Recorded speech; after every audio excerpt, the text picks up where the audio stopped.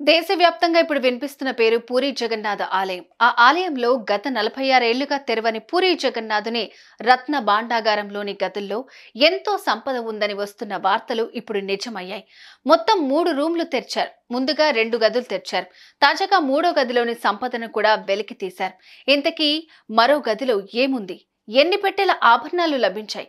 ఆ ఆభరణాలు ఎలా ఉన్నాయి? అసలు 46 ఏళ్ల వరకు ఈ రహస్య గదులను ఎందుకు తెరవలేదు?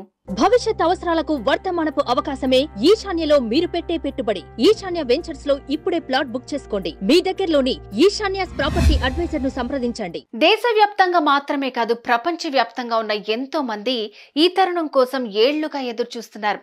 1 కాదు, 2 కాదు, ఏకంగా 46 ఏళ్ల తర్వాత ఒడిశాలోని పూరీ జగన్నాథుని రత్న భాండాగారం రహస్య గదిని తెరిచారు. ఆ గదిలో లభించిన సంపద అంతా ఇంత కాదు.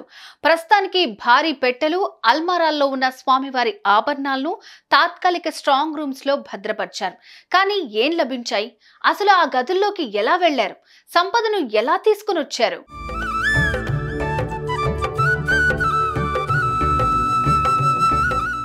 జగన్నాథుని దర్శించుకునేందుకు ప్రతి ఏడాది కోట్ల మంది వస్తుంటారు. ఇక్కడ దర్శనం 2 అంచెల్లో చేసుకుంటారు. కొన్నిసార్లు నాట్య మండపం దగ్గరే భక్తులను ఆపేస్తారు. మరికొన్నిసార్లు జగన్మోహనం వరకు పంపిస్తారు. ఈ జగన్మోహనం పక్కనే రత్న భాండాగారం ఉంది. అక్కడ 3 గదులు ఉంటాయి. మొదటి గదిలో స్వామివారికి ఎప్పుడూ అలంకరించే, వినియోగించే నగలుంటాయి. ఈ గదిని ఏడాదికి 5 సార్లు తెరిచి ఆభరణాలను స్వామివారికి అలంకరిస్తుంటారు.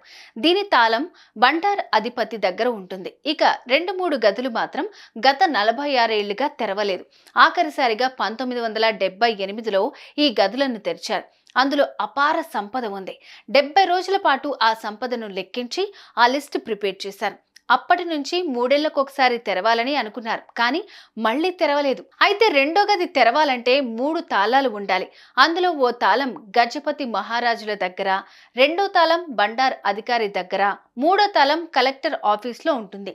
ఈ 3 తాళాలు ఒకే చోట ఉంచితేనే ఆ గది తెరుచుకుంటుంది. అంతేకాదు, ఈ గది తెరవాలంటే తప్పకుండా ప్రభుత్వ అనుమతి కావాలి. కానీ ఈ గదిని 1978లో ఆఖరిసారిగా తెరిచి ఆ తర్వాత ఎప్పుడూ కూడా తెరవలేదు.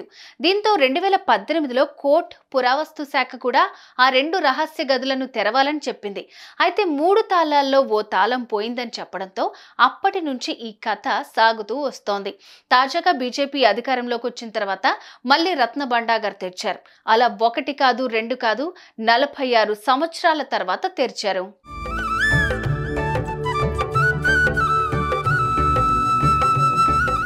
ఒడిశా ప్రభుత్వం జస్టిస్ బిశ్వనాథ్ రథ్ అధ్యక్షతన ఏర్పాటు చేసిన 11 మంది సభ్యుల సమక్షంలో జూలై 18న 9:51 గదిని తెరిచారు.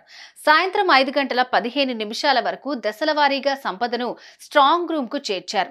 అంతకు ముందే అంటే జూలై 14న 2వ గదిని తెరిచారు. 3వ గదిని కూడా ఆ రోజే తెరుద్దాం అనుకోగా చీకటి పట్టంతో వాయిదా వేశారు. దీంతో జూలై 18న 3వ రహస్య గదిని తెరిచారు. ముందు జాగ్రత్తగా ఆలయం లోపల స్నేక్ హెల్ప్ లైన్, ఓ డ్రాఫ్ట్ జవాన్లను సిద్ధంగా ఉంచారు. హైమాస్ట్ దీపాలు, గ్యాస్ కట్టర్లు, ఆక్సిజన్ సిలిండర్లు తీసుకెళ్లినా వాటి అవసరం రాలేదు.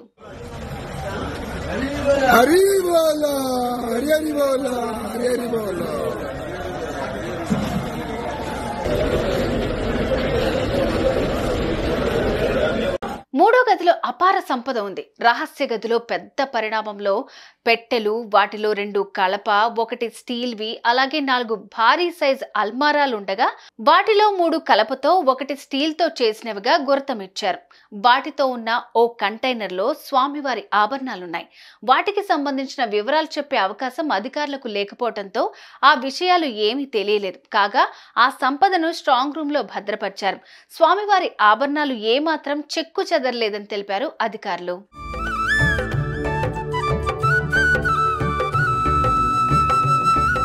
ఇక సొరంగ మార్గం కూడా ఉంది అనే వార్తలపై కూడా క్లారిటీ ఇచ్చారు అధికారులు.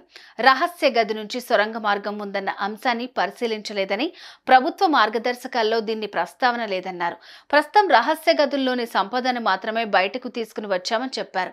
సొరంగ మార్గం గురించి క్లారిటీ రావాలంటే ప్రభుత్వం అనుమతి తప్పనిసరని చెప్పారు. అలానే గదులు తెరిచే సమయంలో ఎలాంటి సర్పాలు, విషకీటకాలు లేవని, సాధారణంగానే గది ఉందని చెప్పుకొచ్చారు.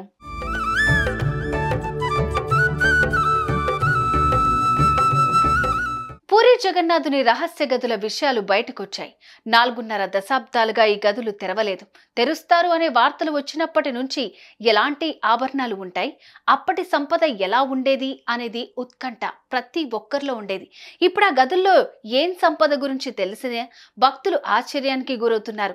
ప్రజలందరికీ కూడా ఆ ఆభరణాలు చూపిస్తే బాగుండు అని కోరుకుంటున్నారు. సుమన్ టీవీలో మీ పర్సనల్ అండ్ బిజినెస్ ప్రమోషన్స్ కోసం కింది నెంబర్కి కాంటాక్ట్ చేయండి.